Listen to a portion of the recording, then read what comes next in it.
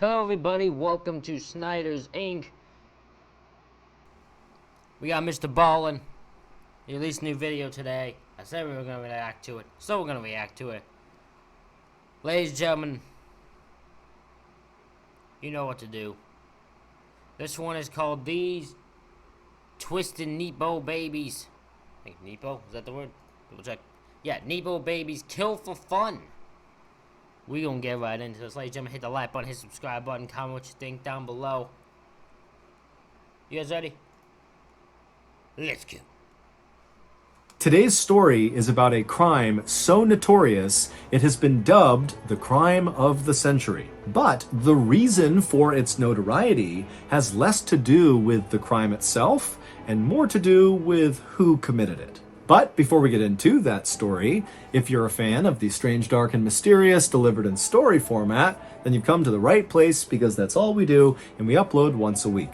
So, if that's of interest to you, please downgrade the like button's Netflix account so they're forced to sit through all the unskippable ads. Also, please subscribe to our channel and turn on all notifications so you don't miss any of our weekly uploads. Okay, let's get into today's story.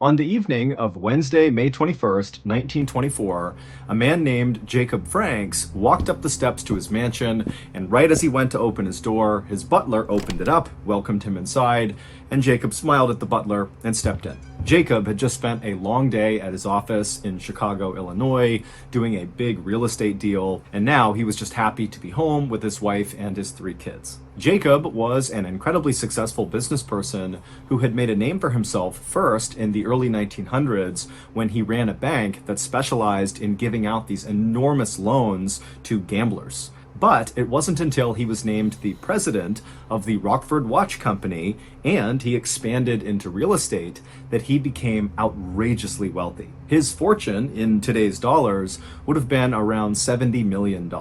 But now that This guy's doing well. I'd love to have fucking that much money. I'll never have that much money ever in my life.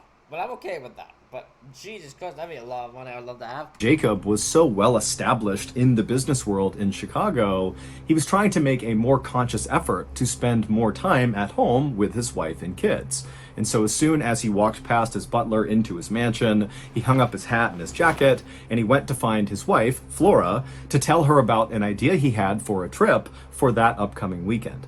But when Jacob found Flora, she was not remotely interested in talking about their weekend plans, because Flora was very worked up about their youngest son, Bobby. Bobby, who was 14 years old, was supposed to come home right after school, but it was now 6 p.m. and he still hadn't shown up, and she had no idea where he was. And Jacob's reaction to this news was just to feel kind of aggravated. Bobby was generally a really good kid. He was a student at a prestigious boys' school right down the road, and his teacher was convinced that Bobby was the smartest kid in his entire grade. Bobby was a member of the school's debate team and regularly beat the older kids. And Bobby was just a natural leader and very hardworking and kind. But Bobby could also be fairly irresponsible sometimes, specifically in terms of coming home on time. This was not the first time that Bobby had not come home by curfew. So Jacob told Flora, don't worry about it. This is something Bobby does. He likely lost track of time. And as Jacob and Flora are having this discussion, Bobby's older brother came into the room and suggested to his dad, Jacob, that perhaps Bobby was across the street at Richard's house. Richard was Bobby's cousin, playing tennis on their private court. Richard and Bobby were quite close, even though they were 4 years apart. Richard was 18, Bobby was 14, but they really bonded over tennis, and so that was something they did all the time. And so Jacob said he would go across the street and see if Bobby was there, and he also told his wife, Flora, to just continue to call around town and see if anybody knew where Bobby might be. And so Jacob left his mansion and began walking across the street towards Richard's family's mansion to see if his son was there. Now, this neighborhood that Jacob lived in was one of the most exclusive neighborhoods really in the entire country, but definitely within Chicago's city limits. It was called South Kenwood, and basically imagine a street where every house is a huge mansion, and every mansion is home to some business tycoon or famous person, and all the families who lived in this neighborhood had a full staff of maids and butlers and drivers and fleets of private cars. I mean, these people who lived in South Kenwood were literally the richest of the rich. And so Jacob, he gets across the street, he's standing in front of Richard's family's mansion, and he looks around the side and he can see the private tennis court where his son and Richard would always play, but it's totally vacant, and in fact, the house is just totally quiet. No one's home. When Jacob got back to his own home, he found his wife pacing around in the parlor looking really concerned, and so Jacob immediately asked her, what'd you learn? What's going on?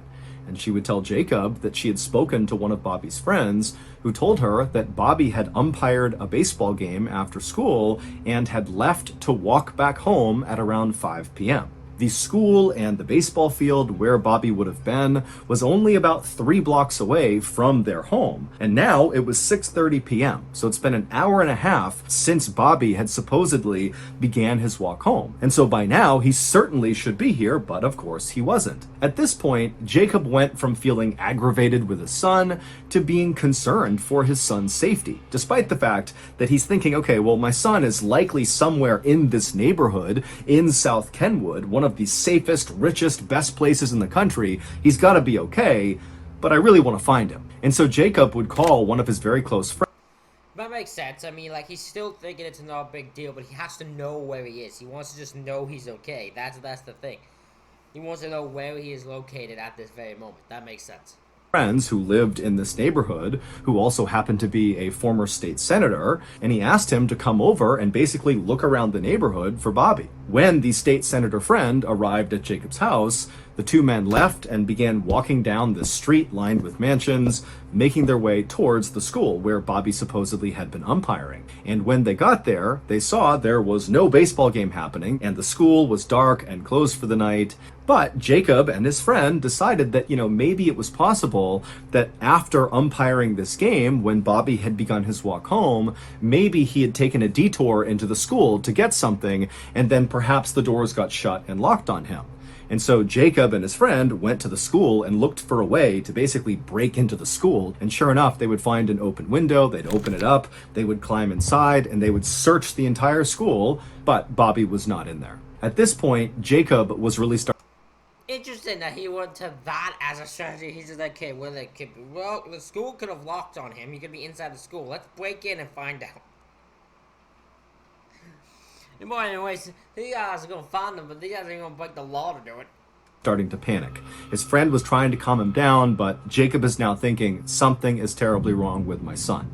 And so the two men actually ran from the school back to Jacob's house, and when they went inside, Jacob immediately called out to his wife to see if maybe she had located Bobby, but when he called Flora's name, there was no response. And so Jacob and his friend, they run inside and they make their way towards the parlor, which is where they had last seen Flora before they left.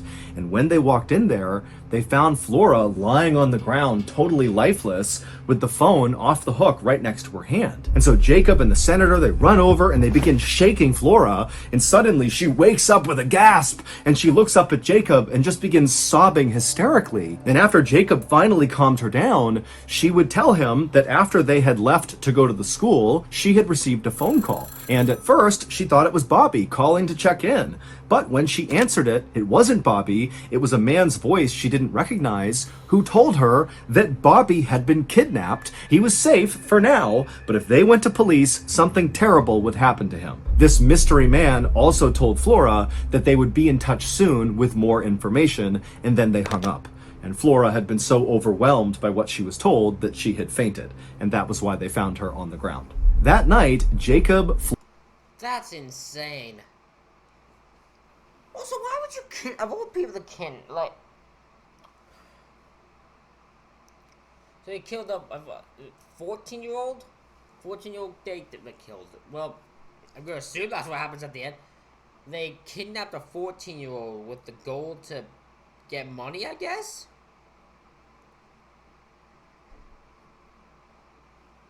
I mean, fucking hell, rich people have to experience some stuff like that all the time. Flora and the state senator friend stayed up late going over, what they should do. Of course, they wanted to go to police, but this felt like a credible threat that Bobby could be harmed if they did that. And so they just went back and forth over how to handle this horrible situation. But by 2 a.m., they had made a decision. The state senator had some close friends and connections in the police department, and so they decided that they would go talk to the police, but they would swear them to secrecy so the kidnapper or kidnappers wouldn't know the police were investigating. And so, a few hours later, when the police department opened up, Jacob and the state senator friend went to the police. They spoke to the highest ranking officer who was sworn to secrecy, and then that morning, the police would begin a quiet investigation into Bobby's kidnapping. At the same time this investigation was beginning, on the morning of May 22nd, 1924, a man named Morton D. Ballard drove through downtown Chicago in a luxury car known as a Willis Knight. He pulled this luxury car into a parking lot right next to a rental car company, and after parking the car, Morton got out, he went inside of the shop, and he handed the keys over to the clerk behind the desk. The clerk would ask Morton, how did it go with your rental car? And Morton would say, oh, it was perfect, went totally fine. After that, Morton thanked the clerk, he turned around and walked outside where another luxury car was waiting for him, being driven by his good friend, Lewis Mason. And once Found the killers. Found them. Already found them. Morton had climbed inside, the two men smiled and drove off and disappeared into traffic. That same morning, Jacob and Flora received a letter from the kidnapper or kidnappers demanding $10,000 in small unmarked bills, and if they gave this money over, they would get their son back. And immediately, Jacob went to the bank and got the money. But before he could actually deliver the money to the kidnappers at the location they had specified in this letter, the police, who were quietly investigating, discovered a clue that would break the case wide open. It would take over a week to unravel this bizarre clue, but it all started to come together when the police brought in Morton D. Ballard and Lewis Mason for questioning. Here is the shocking story that detectives were finally able to piece together about what happened to Bobby Franks. On May 7th, 1924, so 2 weeks before Bobby went missing, Morton D. Ballard walked into a hotel in Chicago called the Morrison and rented room 1031. He would tell the front desk that he wanted them to hold his mail for him, and over the next couple of days, Morton would come in and he would get his mail from the front desk, but he didn't appear to ever actually go up to his room. Finally, a suspicious maid at the Morrison Hotel, who had been going into room 1031 every day to clean it, only to discover that Morton was not in there and the room was totally untouched and clean already, she went in one morning and saw Morton was not in there, and she would actually just open up one of Morton's suitcases that he had left inside. And instead of the suitcase containing clothes or toiletries, it just contained a bunch of random library books. As it happened, after this maid found this strange suitcase full of books, Morton stopped coming to the hotel. He stopped getting his mail, he did not claim his luggage, and he didn't pay the bill. He just kind of vanished. On May 9th, so just a couple of days after Morton first booked that room at the Morrison Hotel, Morton also opened a bank account in Chicago. He also made his first appearance at that car rental company where he asked for the Willis Knight car.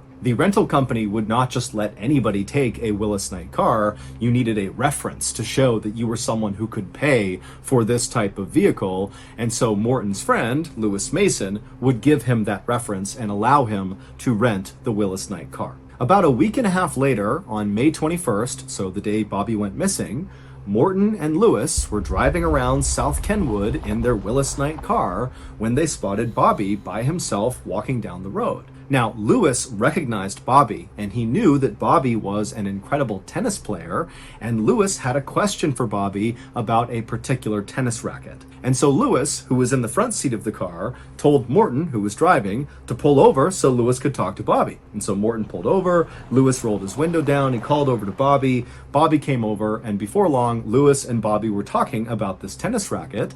And then when that conversation naturally wrapped up, Lewis offered Bobby a ride the rest of the way home, because that was where Bobby was walking to when they stopped him. And so Lewis climbed into the back seat, Morton stayed in the driver's seat, and Bobby climbed inside and sat in the front seat. And then once those two were situated, Morton pulled away from the curb and began driving towards Bobby's house. And as they were driving to Bobby's house, Bobby just kind of continued talking about this tennis racket because that was the thing they were talking about. And as he was mid-sentence, Lewis from the back seat reached into his pocket, pulled out a chisel, and then lunged forward and began smashing Bobby in the back of the head over and over again with this chisel. And as Bobby is screaming in pain and trying to protect himself, Lewis lunges forward, grabs Bobby, drags him into the back seat, and then holds him down, pulls a rag out of his pocket, and jams it into Bobby's throat. And then he closes Bobby's mouth and holds it shut until Bobby goes still. After that, Lewis... What the fuck is wrong with these two men? These two men just chose a random guy, just randomly chose to just kill people? Like, what the hell? They just randomly decided to do it? What the fuck is wrong with them? That's so... These two are psychopaths. They have no sense of human life at all. Kind of grimaced at all of Bobby's blood all over him, and he kind of pushed Bobby down onto the floorboards below, and then Lewis calmly climbed back into the front seat and sat down, and meanwhile, Morton has not remotely reacted to what's just happened. This is just business as usual. Morton and Lewis did not go to Bobby's house, but instead drove towards Indiana. And on their drive to Indiana, they would stop at a roadside restaurant and eat hot dogs and root beers with their car parked right near this restaurant with Bobby's body just totally exposed laying out on the floorboards of the back seat. Morton and Lewis would eventually get into Indiana, and they would head to this particular forest that Morton was familiar with because he was a bird watcher and often came out here.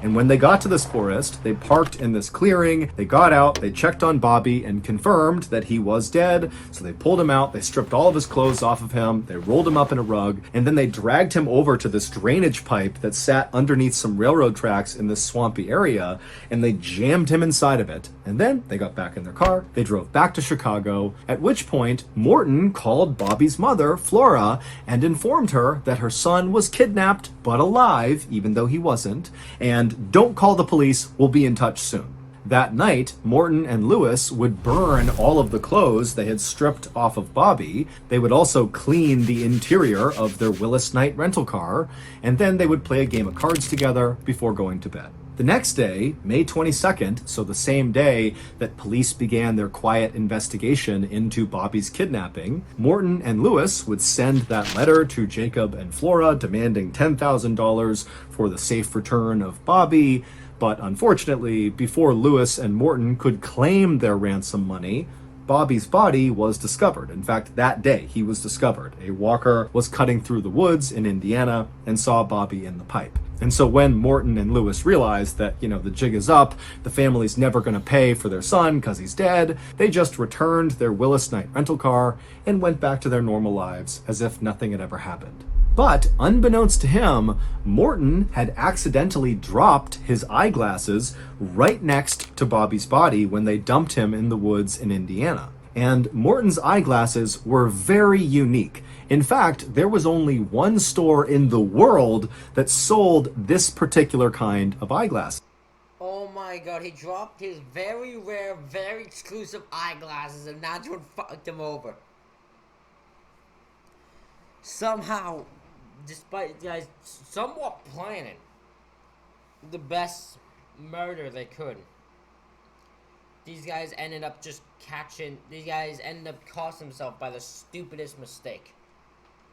And so when detectives got the call about Bobby's body being found, they would also find these glasses. And that was the big clue, because these glasses led detectives to the store where they were sold, and the owner of the store was able to say that, yep, those particular glasses were sold to Morton. And when detectives went to Morton, Morton immediately pointed the finger at Lewis, saying that Morton didn't do anything to Bobby, Lewis did. But about a week later, on May 31st, both Morton and Lewis would confess to police that they murdered Bobby.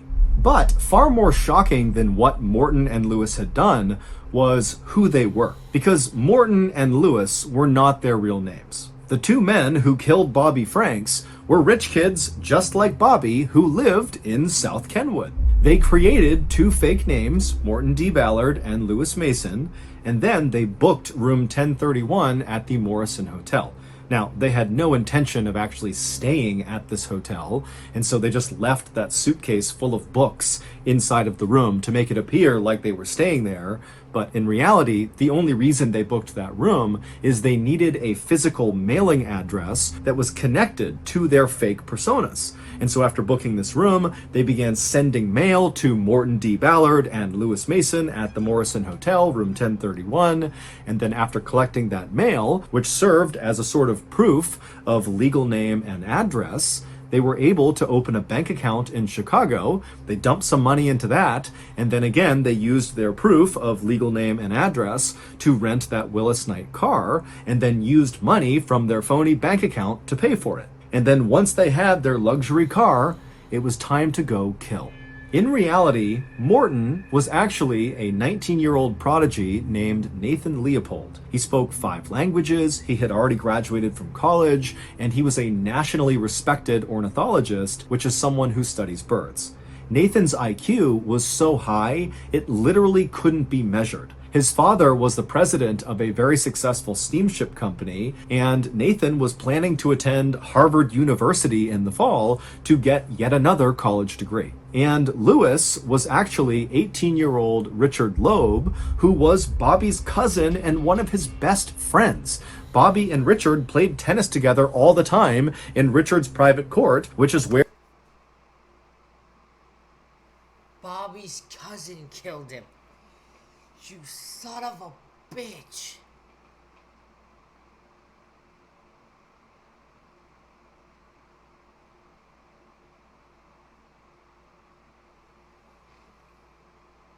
What the fuck is wrong with you?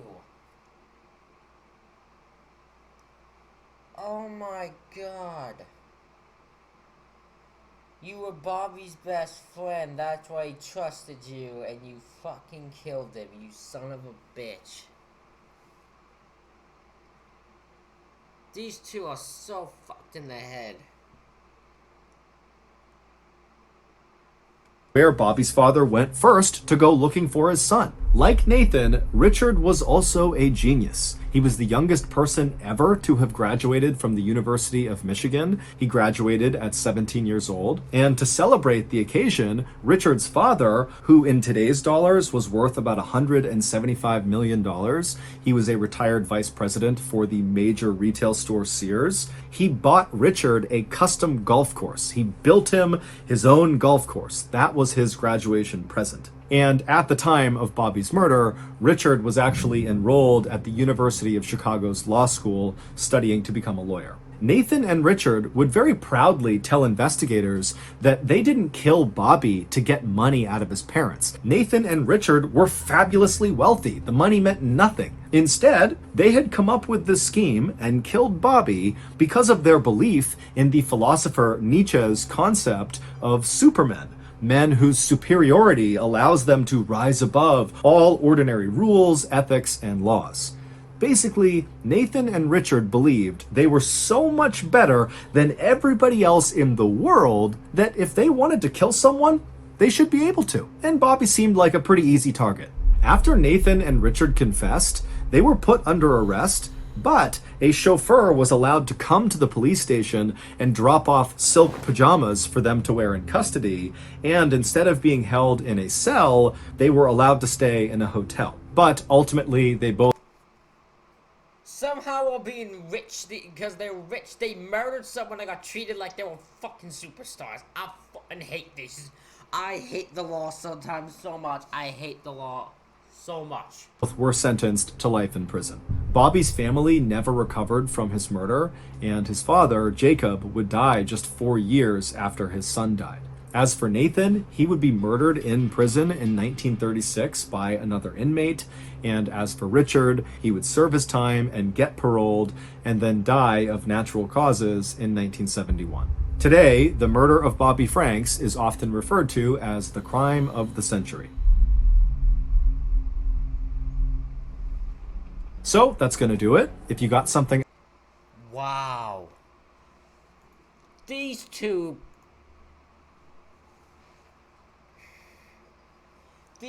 thought they were so above the law and so much better than everyone that they thought if they murder someone, they should just be allowed to do it without a second thought and no one should say anything. That is so messed up. Thank God one of them got murdered in jail. So that was a little bit of justice. The other one got fucking paroled. The one that was his best friend and cousin, so he does not deserve to be out. Thank God he's dead at least now, but Jesus Christ, he did not deserve to be released. Ladies and gentlemen, let me know what you thought of this insane story down below. Hit the like button, hit the subscribe button, comment what you think down below. I know I just said that twice, I keep doing that, I need to stop. Thank you all for watching, I'll see you all for the next one.